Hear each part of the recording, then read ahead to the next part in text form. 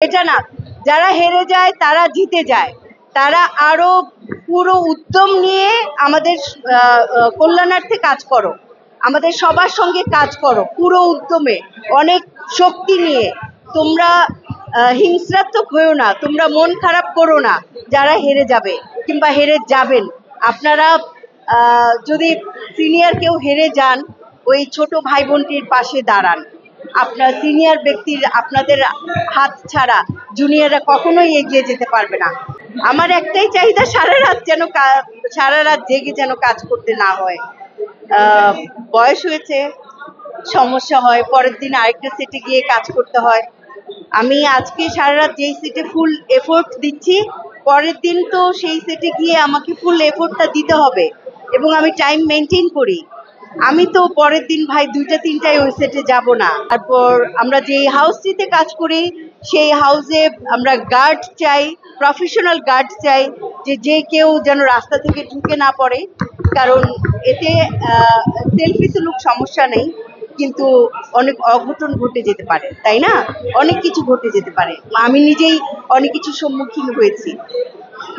তো দাবিগুলো আমি জানাচ্ছি না, কারণ আমি জানি যে এত সহজ না সবকিছু।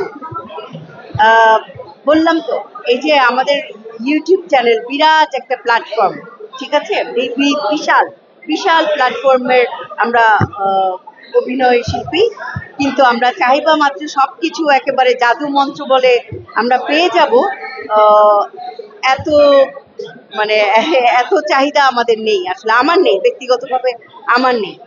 আমি তো পরদিন ওই সেটে 10টা থেকে 10:30টার মধ্যেই যাব, তাহলে আমাকে যেন অন্তত পক্ষে সারা রাত কাজ করানো না হয়, এটাই আমার একমাত্র প্রত্যাশা।